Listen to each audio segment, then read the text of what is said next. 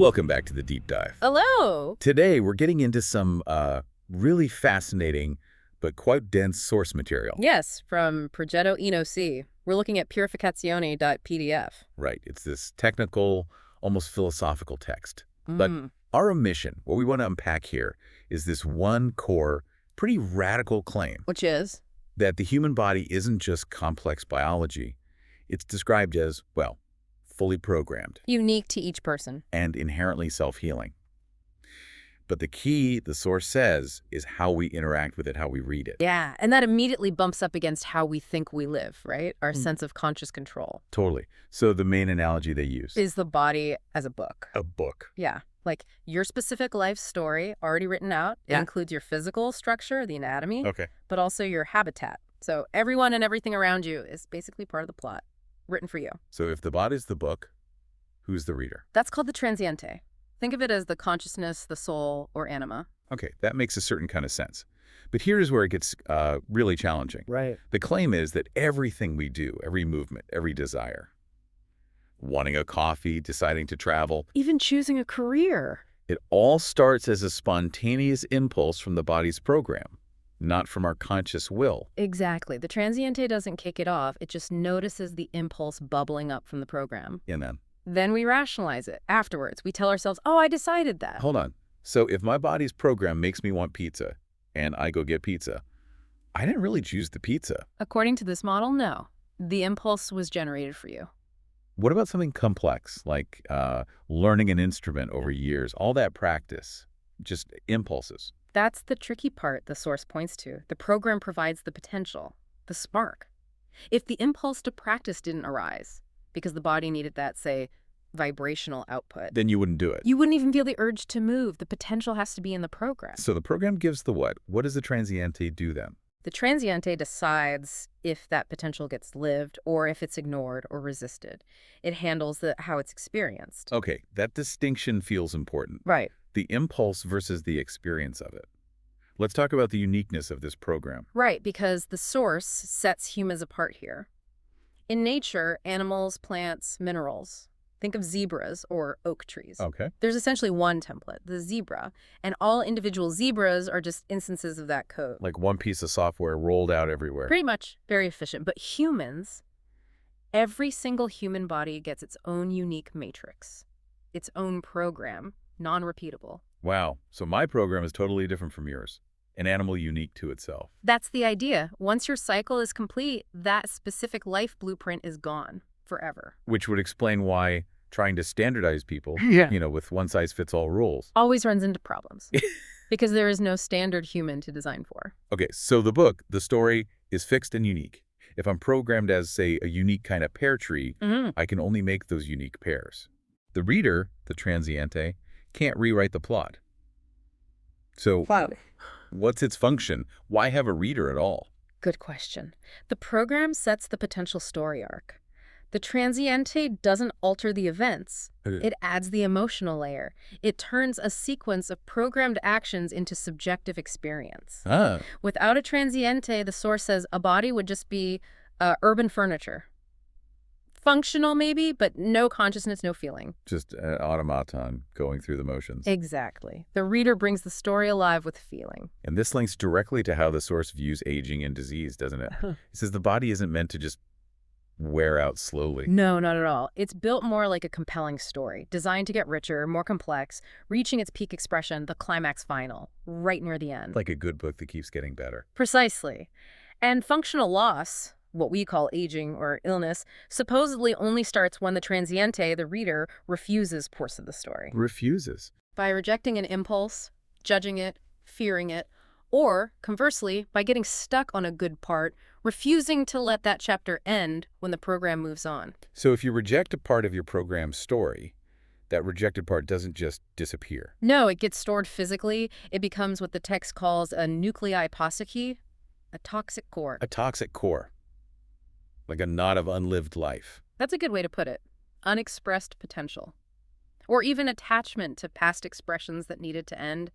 These cores build up. And the body has to deal with them. It tries to contain them, repair the damage, often apparently during dreams, but they represent gaps in the story. Okay, and what's the main thing stopping us from just living our unique story cleanly, the source introduces this figure. The Barak rate, yes. This is framed as the primary internal obstacle. Like a little dictator in the head. Kind of. Think of it as this massive artificial mental structure built up over ages. Is it based on? On that fiction we mentioned. Yep. The standard human, the average, what they sometimes call the monkey model. So it's the part of us that tries to enforce normalcy, fit in. Exactly.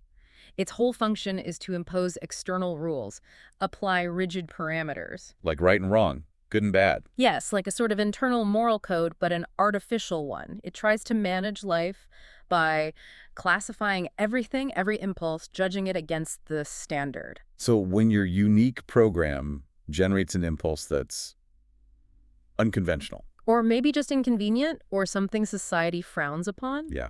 What does the bureaucrat do? It steps in and blocks it, suppresses it. And every time it blocks a natural programmed impulse. Boom. Another toxic core gets created. Another piece of your unique story gets shoved aside. So the bureaucrat itself is creating the problem it thinks it's solving. That's the argument. It thrives on our desire for external security, predictability. But the source claims that kind of security is an illusion. An illusion we trade our authenticity for. Precisely. The bureaucrat offers control, standardization, safety, at the cost of living your actual programmed life. Wow. It sounds incredibly tiring, constantly fighting your own script. It is, and that leads us to the whole point of purification in this text. Which isn't about becoming pure in a moral sense, right? No, it's about structural restoration, Wait. getting the body back to its intended natural form so it can actually live its program fully, reach its maximum potential. Okay, so how do you even start? If you can't use doctrines or diets, because those are just more rules for the bureaucrat, Yeah. where does purification begin? It starts with understanding instinct differently. Natural movement, the source says, is always driven by a kind of instinctual pleasure. Always. Even difficult things, Well- like acts of heroism or sacrifice. Even then, the explanation is that the internal conditions for that specific form of expression, which feels right or necessary to the body at that moment, were met. The body wanted that expression. So the pleasure isn't always simple hedonism, it's the pleasure of fulfilling the program's requirement. You could say that, and this leads to the idea of free will. Which seems limited here, if impulses are programmed. The only real free will the transiente has, according to this, is the power to say no. To stuff an impulse. Yes. To block it, usually out of fear or judgment or because the bureaucrat flags it, you can't create an impulse that wasn't already written in your program. You can only consent to what arises or refuse it. That's the core choice. Okay, now given that every book, everybody, is unique, it makes sense why standardized diets wouldn't work. They impose a false uniformity. Right. They're bureaucratic by nature. But the text does single out 4 specific substances, Yeah. not as sins, but as unhelpful. Penalizing is the word used. They're said to make the body dense That's how. in a way that hinders the emergence of these toxic cores. It sort of keeps them locked down, preventing the self-repair process. And those substances are. Pork, garlic, onion, and alcohol. Interesting. So it's a practical note for someone actively trying this purification process, not a universal don't. Exactly. It's about facilitating the body's natural tendency to surface and fragment these cores. Right. Let's move into the actual mechanics then. The source treats the body almost like, well, like a machine you can operate with specific commands. A bit like that, yeah, like a keyboard. Specific physical actions are seen as instructions to the underlying program, Starting with something fundamental, breathing. which they call the primary alimentary structure, the main way the body takes in information, not food. Breathing is information intake. Yes. Inhaling is acquiring information, fixing memory. Exhaling is releasing, letting go. And there's a specific purification technique. The active exhale, passive inhale. Let's break that down. What's the purpose? The active exhale, driven forcefully from the diaphragm, is designed to push out old, stored, unexpressed information, to literally expel the toxic cores. And the inhale. Completely passive. You just let the air come in naturally. This allows the body to take in new, clean information without interference. Doing this repeatedly, it forces the old stuff out. It accelerates the fragmentation and surfacing of those cores. That's the goal. But the source is very explicit about what happens next, right? It's not pleasant. Not necessarily, no. It predicts strong discomfort precisely because it's working. Like, Headaches, nausea, maybe strange aches and pains, emotional volatility, confusion. Because you're essentially processing old, stuck energy and information. And the instruction is crucial here. Keep going. Don't stop because it feels bad.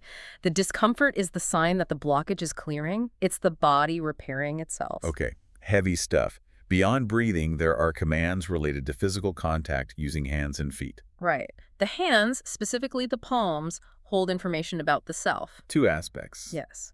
The right palm is Triglio. That represents your ego, your current conscious identity, where you're anchored now. Okay. The left palm is Mia. That's the secret. It represents the entire book, all your potential, the whole you, expressed or not. So a normal handshake, right palm to right palm. Is an ego-to-ego connection, Triglio to Triglio. But the purification command involves Stringing the left palms together, Mia to Mia. It's meant as a deliberate contact to reveal the complete, hidden, uncorrupted self. Interesting. And the feet. They relate to our roots. Yes, under the heading Insiak, meaning roots. There's Hak on the right foot, which means remember, Remember what? and Vox on the left foot, meaning innocence or original form. Using them together is supposed to trigger a recall of the body's original program. Before the bureaucrat started adding its edits. Before the interference, yeah. A reminder of the authentic blueprint. Lastly, there's this mechanism of give and receive. Gla and Sun. Located where? At the temples. Gla is give, Sun is receive. And in nature, they operate simultaneously. So? Think of the bee in the flower. The bee receives nectar, Sun, but in that same instant, it gives pollination, Gla, which ensures future flowers. So it's one seamless action. Receive and give together. And it's unconditional. The bee isn't pollinating in order to guarantee nectar tomorrow. It just happens as part of the pleasurable act of gathering nectar. But that's where the bureaucrat messes things up again. Exactly. The bureaucrat introduces expectation, contractual thinking. I will give this only if I get that specific thing back. Which breaks the simultaneous flow. It corrupts it. True giving in this model has to come from the pleasure of the act itself. You plant potatoes because the impulse and action feel right. You trust the system yields something, but you don't demand it be potatoes in return linearly. That requires a lot of trust. Letting go of control. Which the bureaucrat hates. It wants guarantees. The natural program operates on synchronicity and pleasure, not contracts. Okay, so let's try to summarize. This deep dive really pushes us to consider shifting away from the bureaucrat. From that need for willful control and external standards. And instead trusting the body's own unique program, the book, even when it seems chaotic or irrational. It's a fundamental shift, maybe even terrifying for many. Absolutely. And if we follow this logic through to health, it changes everything about how we see illness. It really does. The source suggests that pathology, disease, doesn't primarily originate from outside vectors like germs. Not from viruses or bacteria. That sounds controversial. It originates from the state of the transient, from the reader's refusal or unhealthy attachment to parts of their own story, from the toxic cores. So what are viruses then in this view? They're described more like external informational updates or maybe triggers for a system diagnostic. The diagnostic. Yeah. The body runs this check. If your history, your book, is largely intact, no major refusals, no huge toxic cores, you integrate the update smoothly, maybe a minor blip. But if you have big gaps, lots of unread chapters, lots of toxic cores, then running that diagnostic, integrating that update, can cause a system crash.